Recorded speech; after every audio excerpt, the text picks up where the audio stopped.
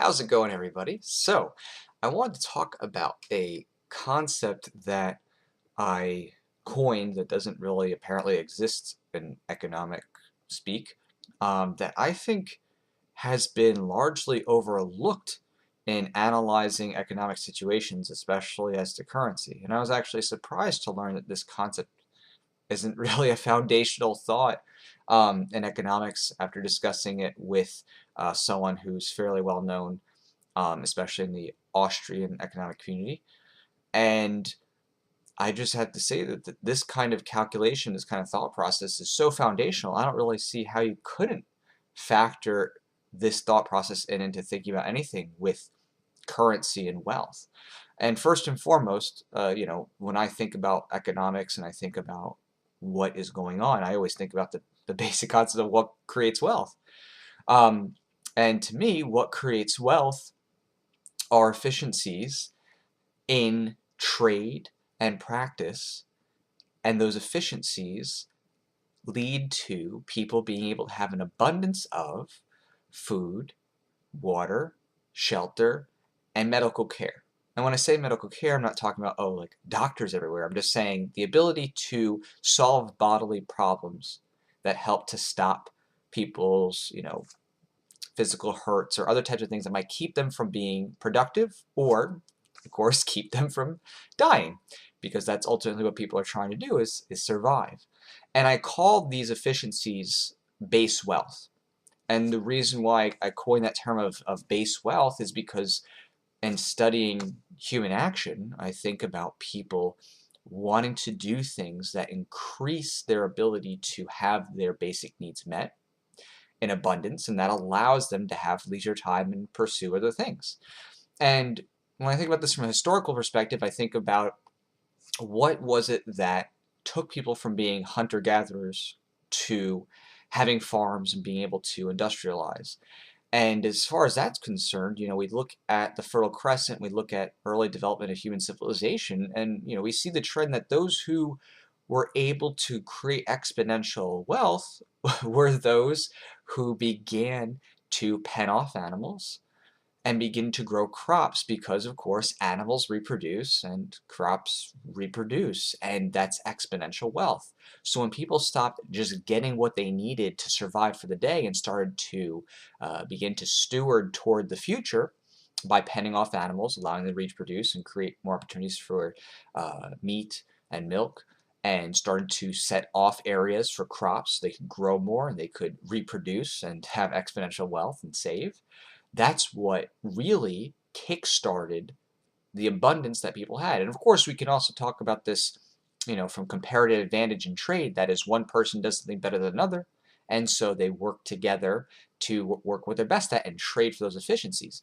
But even those things, that you think of with comparative advantage really can't come into play until you have an abundance of wealth. Because if you have two people, for example, make a little mini economy, and each one of them has two of, let's just say, a fruit, right? One has two apples, the other has two oranges, and they each trade each other one apple and one orange. Well, that's great that you just had some trades for those different fruits, but that doesn't solve your hunger needs or your shelter needs or everything else. Eventually, you can trade and trade, trade, and you can work around that, but if people aren't creating an abundance for themselves, if they're not creating more than what they need in a day or creating that efficiency in a day, then you're not creating long-term wealth. You're only still meeting the basic needs for consumption. Now, of course, as people start to use their comparative advantages, they might reach that point where those comparative advantages are leveraged to such a high degree, that you have that surplus. But that abundance, again, that long-term abundance comes from the exponential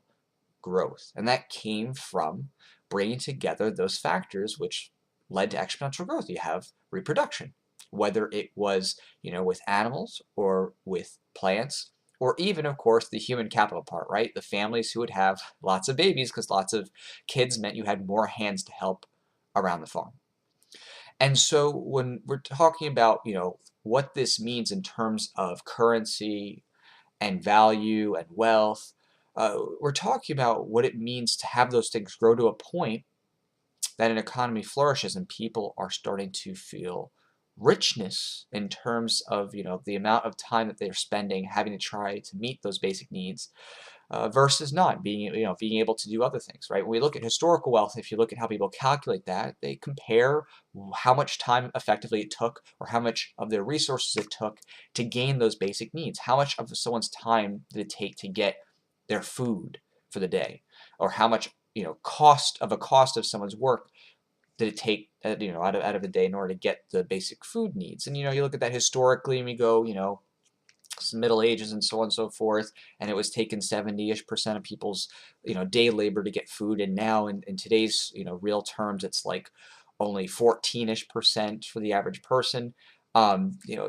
That is what we call that change in efficiencies that allowed people to spend less time having to try to get food and more time on other things.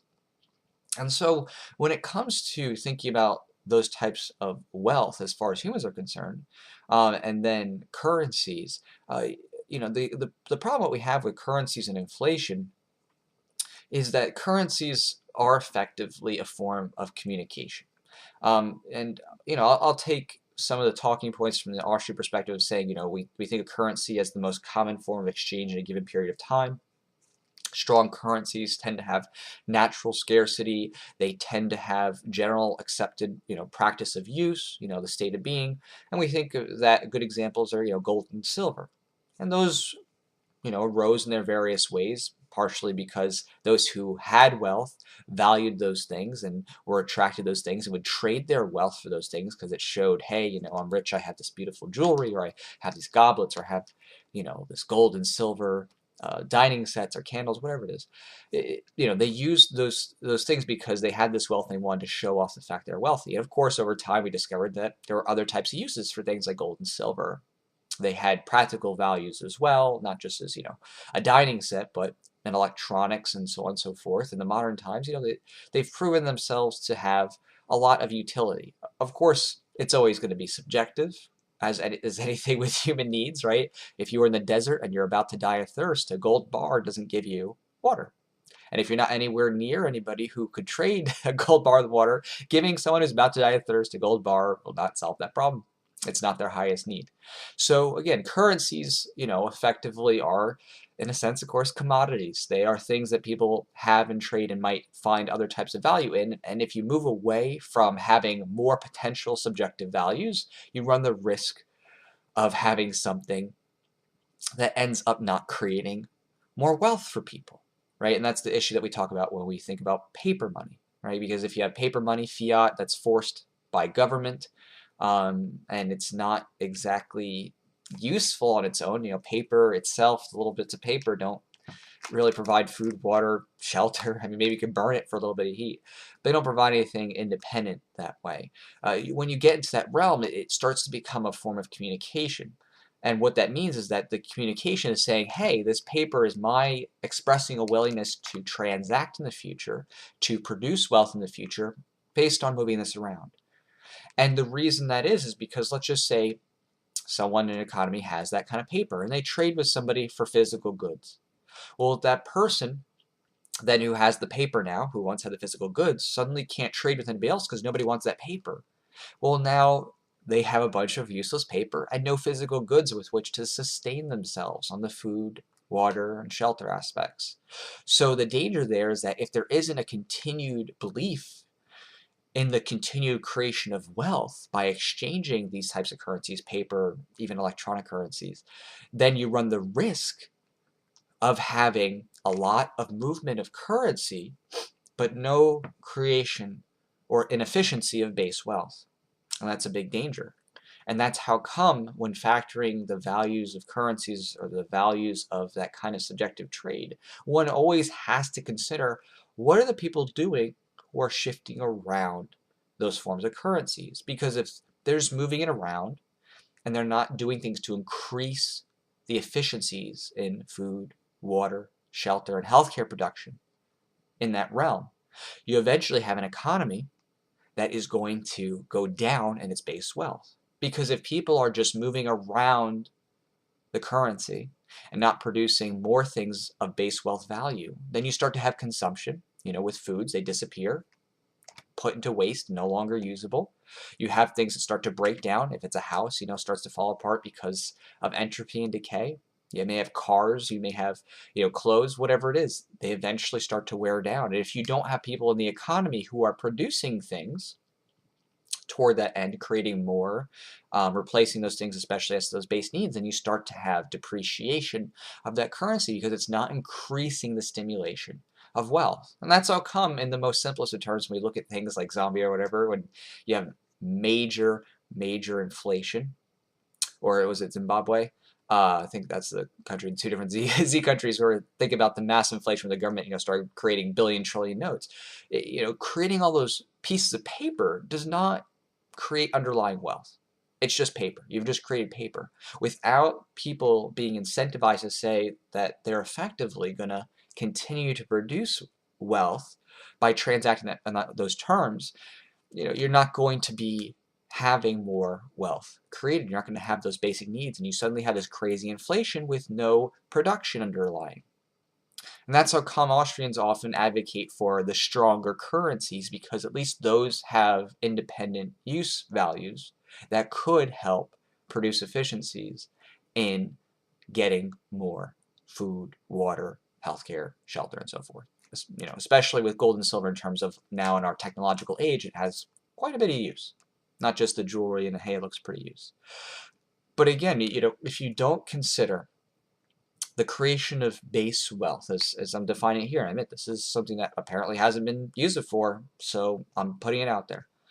If you don't have those efficiencies and base wealth being created based on the currency transactions, you will eventually have massive inflation, because the creation of a currency, or even a stable currency that is transacted a lot without the base wealth being created, is not going to be fostering overall wealth. You just have consumption and decay. And that's how come, of course, it's important that market signals work and free markets are allowed to work, and they're best off fostered through people making those free choices in what they value, because people tend to put those values, of course, first into things that are going to get them the most return as far as meeting their base needs. That's how come people love to have efficiencies in getting the food they want, or the clothes they want, the shelter they want, the healthcare. They want those things taken care of so they could be on to whatever it is they would really love to be doing. But if they don't have those efficiencies, then they're spending most of their day working just to eat, or just to have a shelter, or just to get that medicine they need to stop the headache they have, or the cancer they have, or to get that next cup of water. That's how come the poorest of economies don't have those base needs met. That's why we see them as being poor, because of how much time it takes for those people to get their basic needs met. If they had all those basic needs met, you would be like, wow, they're pretty wealthy in historical terms, because it takes them very little to no labor to get food, water, shelter, and the healthcare needs. That's it. They're fantastic. They have those basic needs met. And that's what we think about when we think about wealth creation. And so, connecting this all together, I just wanted to make clear that I find it difficult and also strange that many economists, in their language of writing about what makes wealth, what creates wealth, and connecting that to currency, is they just don't put them together. They don't put together the concepts of, hey, if this currency is not allowing for the increase in efficiency of, building up the ability to have water, food, shelter, healthcare accessible, you're going to eventually have a problem. That's why you could have these crashes where, oh yeah, I have, house, car, and all this kind of stuff. But if the regulatory environment starts to make it very expensive to keep those things and to maintain those things and to get more of the food you need, the water you need, if you have a regulatory environment where you're constantly having to pay money in order to live in a house, if your, gas prices are going up, your energy prices are going up in order to get those things that you need, well then suddenly, those things that you have that make you look rich in historical terms, maybe a computer, a car, whatever, they start to not matter so much. Because you can have those things, but if you don't have money to eat or to drink or to take care of yourself, it doesn't mean too much. Because eventually, you need to fulfill those needs.